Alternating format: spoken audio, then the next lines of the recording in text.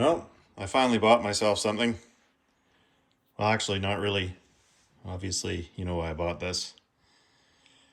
It's kind of my job to make parts for stuff. I feel like there's some holes in this thing that could be filled with some nice aluminum parts. But anyway, I'm really excited to get this. I've actually wanted one of these for a long time. I ordered this from 110 Hobbies back in Ontario.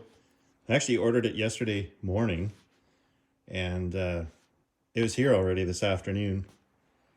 I didn't even know it was coming. I was waiting for a tracking number or something, and unfortunately, the only bad thing was that it was left at the end of our driveway, which is not too good, but fortunately ended up scooping it up before someone found it there and decided to make it their own.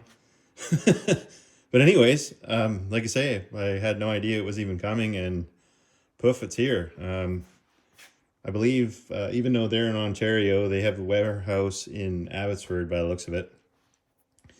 So obviously they must have shipped it either first thing this morning or yesterday. Actually, it said yesterday. It said the 18th on the slip there from Canpar. So pretty cool.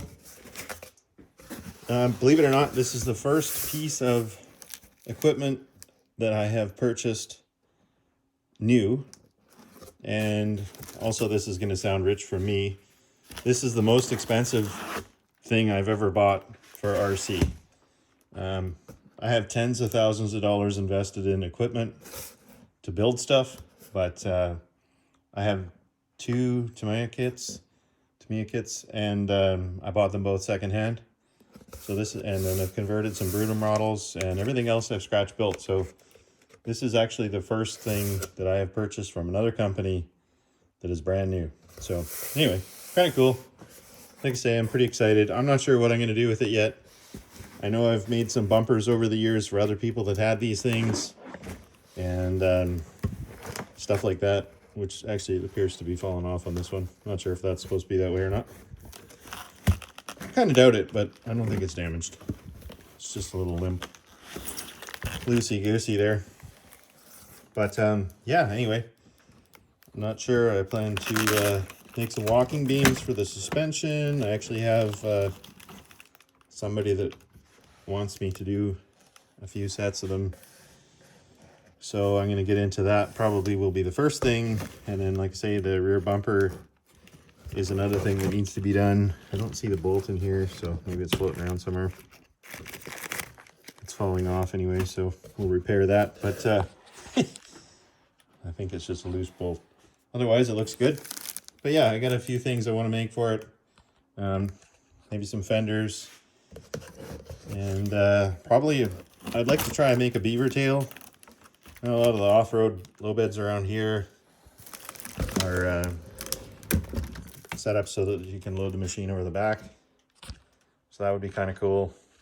Something different. I don't think, I haven't seen anyone else do that, so it would be kind of nice to do something different. Like say, I got to fix this. Make that look like something, I don't know, more common for around here, North America. But yeah, otherwise, looks pretty cool. Nice machine parts. So yeah, we'll see. Now that I actually have one in hand, I'll be able to sort of think about what I'm going to build for it. But I'm definitely going to be doing some accessories. And we'll kind of build on it as we go.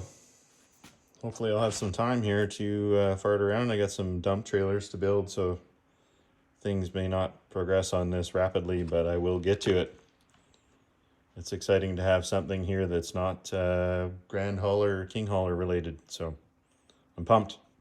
Anyways, 110 Hobbies, thanks very much. Awesome service, super fast. Can't complain. I'll be ordering again.